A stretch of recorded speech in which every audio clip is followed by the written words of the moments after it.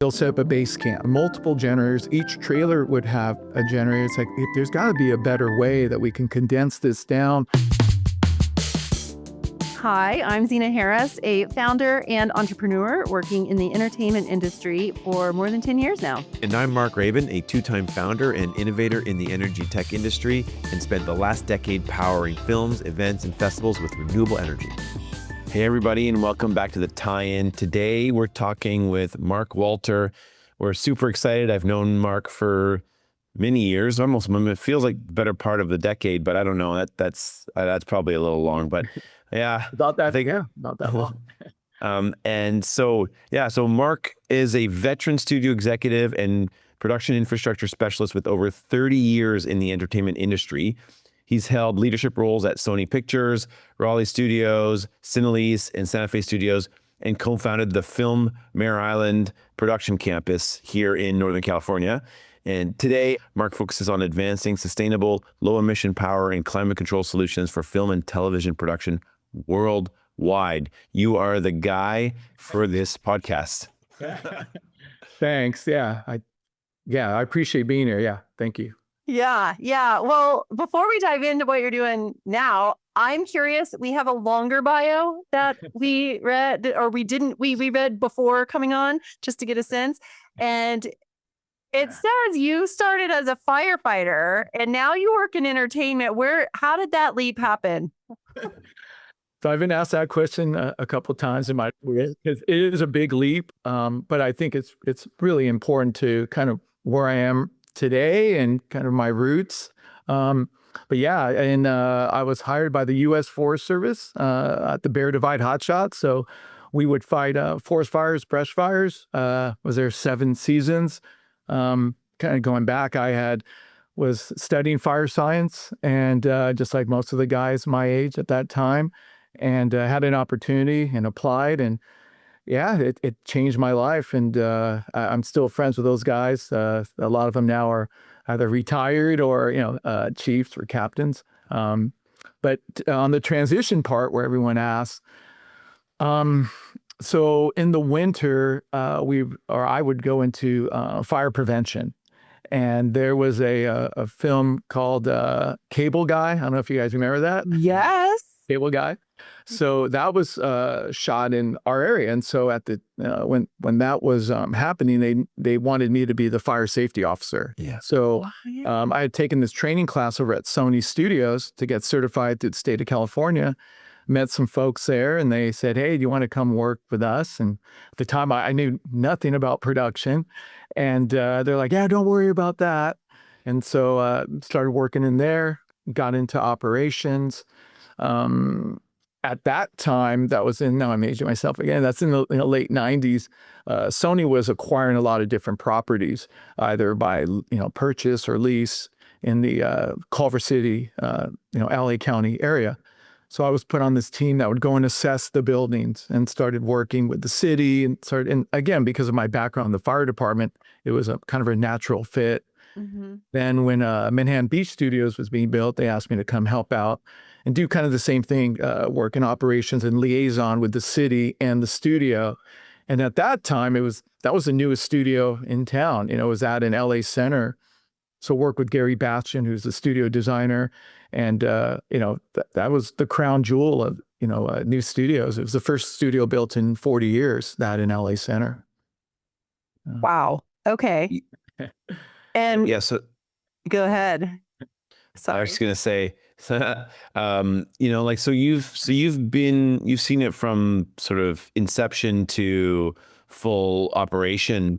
What's changed, in the last 30 years that you've been seeing this? And, that's a lot of stuff going on there, because you've been part of obviously opening up. My friend. Yeah, we've been opening up like where's going into it, opening up, Mare Island as well. And now you're, on the vendor side. I mean, there's a lot of stuff that's happened in the last 3 years. There's a lot of stuff that's happened in the last 2 years. Sure. I mean, how are you keeping up with this stuff? Well, yeah, and I think going back, I mentioned Gary Bastian. He's a studio designer. He's based there in Southern California, and he's the best. And so a lot of the stages have his DNA on it in terms of how they're constructed from the ground up.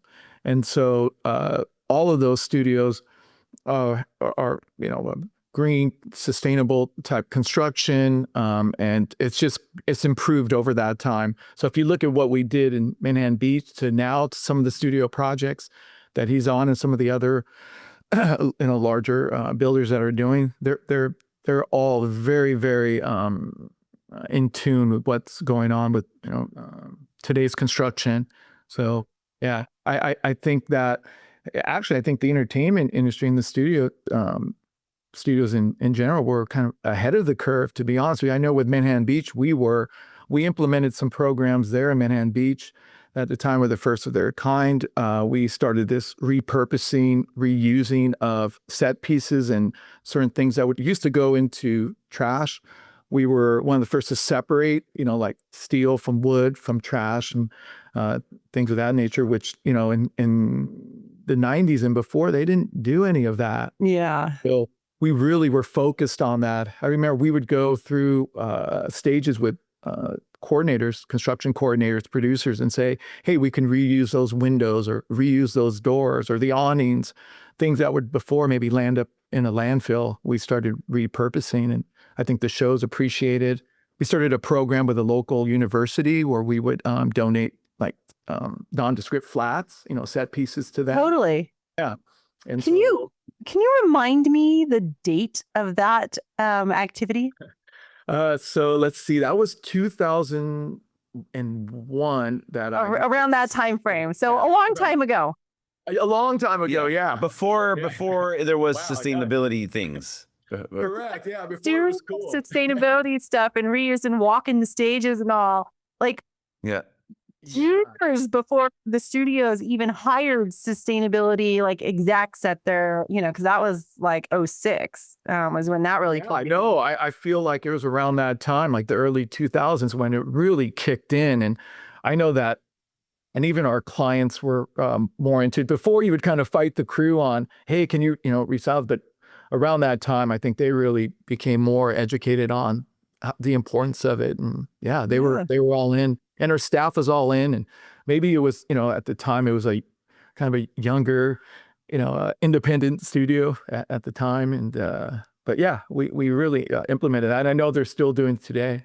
Yeah. I worked down at Manhattan Beach Studios a few years ago. So I'm kind of fresh in my head. I'm curious when you kind of made the transition or started thinking about like the energy side, the battery power unit side. Like I know that's where you and Mark kind of made a connection. It was Mark, yeah. It was really Portable Electric. There's an interesting story behind that because one of the gentlemen that worked for Mark at the time had reached out to me as Film Air Island, not as and had said, hey, I think at the time they had, gone there and some of the guys from Sinley's kind of kicked the tires and had passed on it. And it was really new at the time. Yeah. And then he had reached out to me. And I'm like, whoa, hey, yeah, we're kind of looking for that kind of stuff. I had just moved from Southern California to the Bay Area. And we have a huge island there with a bunch of space that we had to, to do different things. So when he brought it up, I said, yeah, I would like to check it out. And so so I brought it into Film Air Island and then went back to Sinley's, which at the time was obviously, I was working with them. I said, hey, we really got to look at this. And then eventually Sinley's, and then I believe Mark Herc, carrying it. And so I think at that time, and Mark, you could probably comment on this better than I, we would, it was like kind of the beta version, it was a brand new, and then you guys adapted it for the film industry, put camlock, did some things, and then got I think at the time the rub was, hey, that's not big enough. And, of course everyone wants bigger. They still want bigger. And we're probably going to talk about that later. Yeah. But yeah, at the time, and so it was Portable Electric that was working on, getting, what our clients wanted. Yeah. And what was interesting is that in those early days and around innovation, there's a couple things. One is you just said it earlier, but it's like people are like, oh, we've been looking for this, or we've been waiting for this, because you probably had it somehow in your head from a while back. It's just like, it's not, temporary power is not a new thing, obviously, in film. Sure. But it really takes buy-in from folks who are the early adopter visionaries who understand that. And I think that was part of it. Working with someone like you, it's a collaborative effort, right? Because we came in from more of like the live event side of things and didn't really, we had to learn the film side. And I remember, and I don't know, Mark, you don't know this part, but part of how we got into film was Xena. Oh, yeah. Okay. Right? So I had this little shop with like a little 200 square foot little area where we kept our first prototypes, and it was like a big maker space style, if you can invent, it's just like there was a wood shop there and there was the garage here and there was all this stuff going on. Yeah, and Xena came in and she was like, "Okay, what the hell's going on here?" Love it. And so that was and then we got it on the Man in the High Castle at that time, and that was 2018 and 2017. Yeah. Yeah, so yeah, it's fun, but it anyways, long-winded, but to say that it takes folks, the first reaction people say is, "Oh no, not going to work," right? You're like, there's kind of like a film default to be like, no, this is how we do it. Sure. So can you talk about that culture? I mean, you've got experience from around the world, various studios, you're working on the vendor side now. Can you help us understand the culture piece of all of this? What do you hear? What's the first reaction when you're talking about, maybe your equipment now or just, back in, the operations side? Yeah. Well, I think kind of let's go back one step. I think that when I went from strictly dealing with, kind of being on the lot and then moving to an environment where you were, like you had mentioned, internationally, like in the Philippines or in Santa Fe, a lot of the times when folks are shooting, and here in the Bay Area as well, folks will come out and they'll set up a base camp. And so that's where I started really realizing, like, hey, we got these huge generators going, multiple generators. Each trailer would have a generator. It's like, there's got to be a better way that we can condense this down, utilizing, better state-of-the-art technology. And so I think that's where it first kind of hit me big time, because before you're on a movie lot, there's not a lot of portable power going on. Maybe if there's a backlot situation or something really strange. Otherwise, we would just run the distro out to wherever we were, say, on the lot. But I think at the expansion to the different states, to the different countries, and the fact that here in the Bay Area, we get a lot of productions that just come in for our locations, to be honest. Some of my folks come to the island because they love the look of the island, or they want to use, the Golden Gate Bridge or Chinatown or, whatever. So we got a lot of requests like, hey, we want to set up a base camp. And so I think that's where that needs came. And then I think people also, to your main question, Xena, is that there's been a shift in how people just think about energy, think about what they're doing, thinking about, is this the right kind of energy that we should be using for this? Because sometimes we may overpower a situation or have too many James when you don't need that.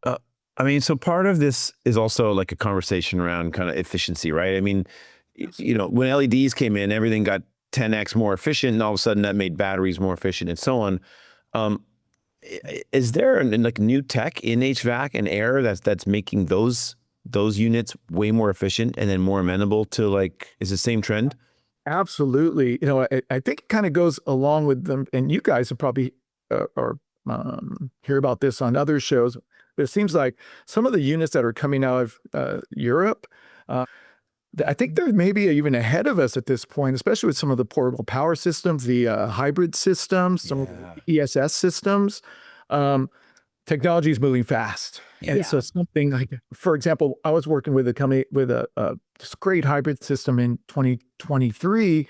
And then I talked to them, I think it was 6 months later, like, oh, we're always working on the next generation of units. And I'm like, whoa. So I think that sometimes may hurt, folks on the equipment side who's investing in that technology, because if you invest in something, obviously you want to make sure that it's going to be usable for at least a couple of years, because they're very expensive units.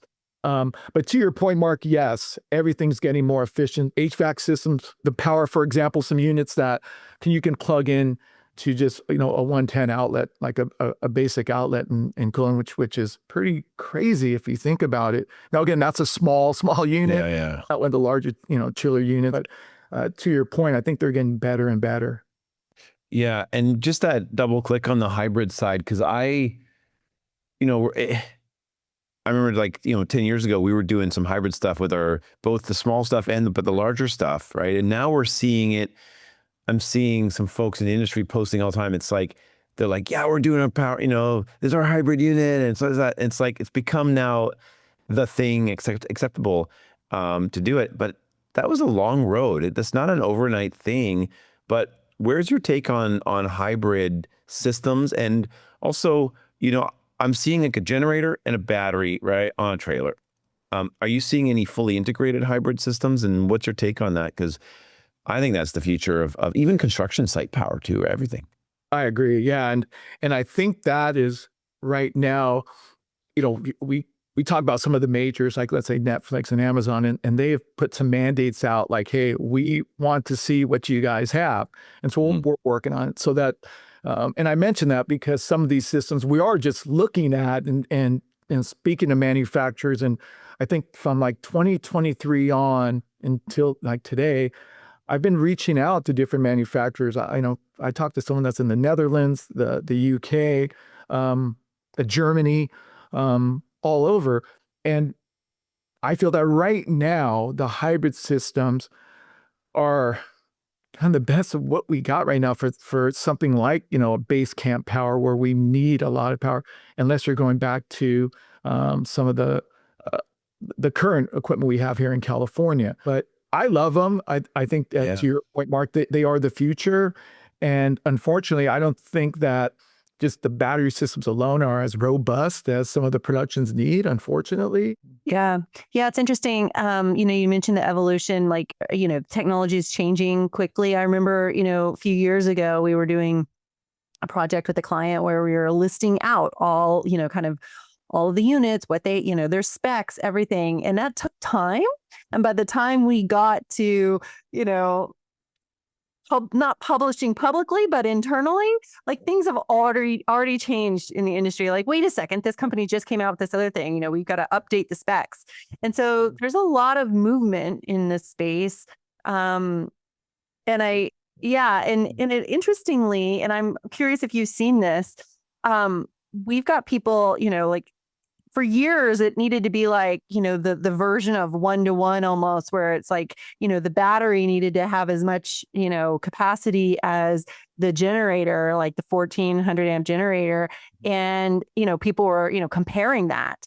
And of course, they're different systems. It's not a 1-to-1 exactly, but that was the mindset. And now what we're seeing is more distributed power with smaller battery units, and people want them to be small so they can, carry them around. I'm just curious if you're seeing that kind of thing too with the equipment that you're, engaged with. Absolutely. Going back to, actually it's with portable electric, those units are on a lot of, like automatically are on a lot of 5 and 10 ton packages in the industry, those types of units. Yeah. And again, as they get lighter and they get better, that's standard. I know that a lot of the folks are requesting those types of units.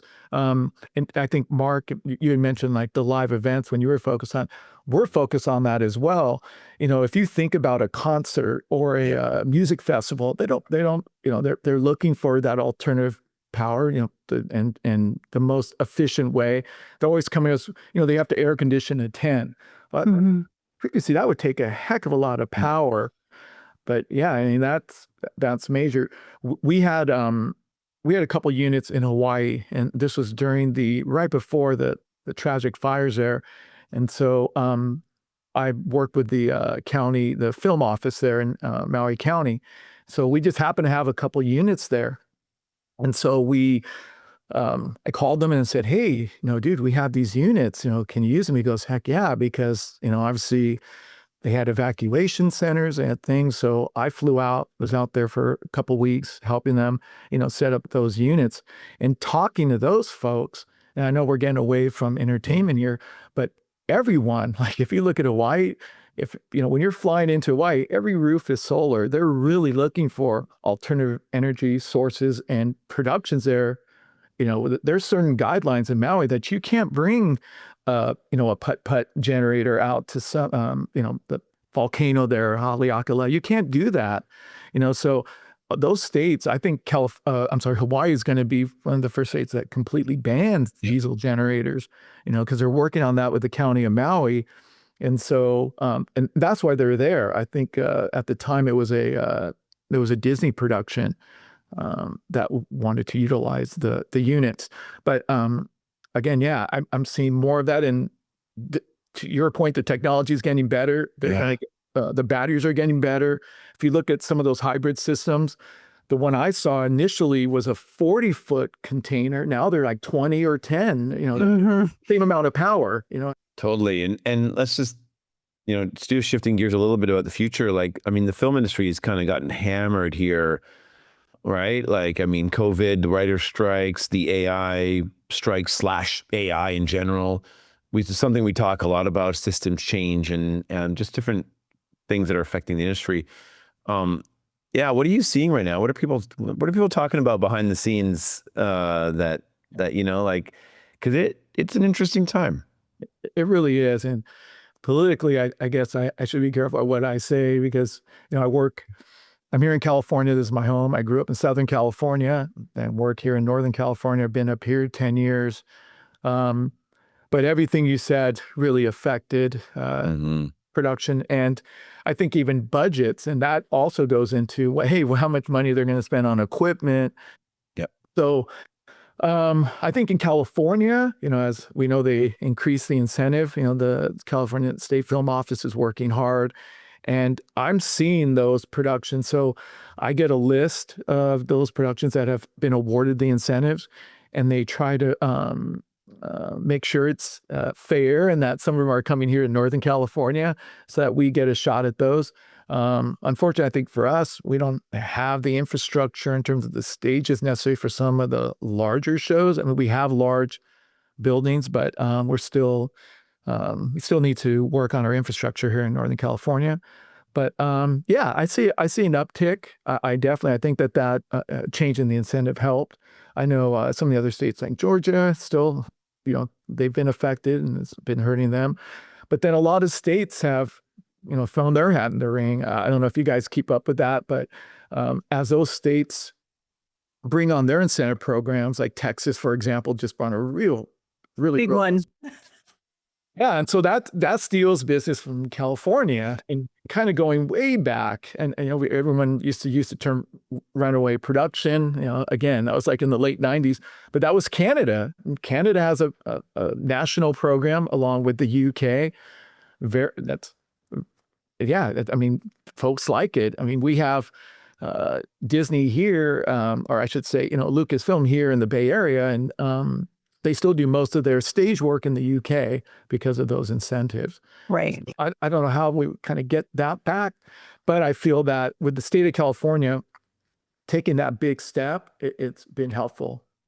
Well, I'm curious, how can people find out more, or where can they reach you? Yeah, so I mean, I'll put. You guys will put the link on. We'll put it in the notes. Yeah. No, it's so good to be on the show, and Mark, it's good to see you again. Zena, it's so nice to meet you. Yeah, and, I'll have you back, and because we're always up for hearing the juice on the sustainability, efficiency, power, like trends, and so Great. Yeah. Well, Thanks so much for being on. We really appreciate it. Great. I appreciate it. Our designer is Aaliyah Kane. Music is by Peter Chapman. Social media is by Sharon Ewan. Our editor and producer is Rachel Werbel.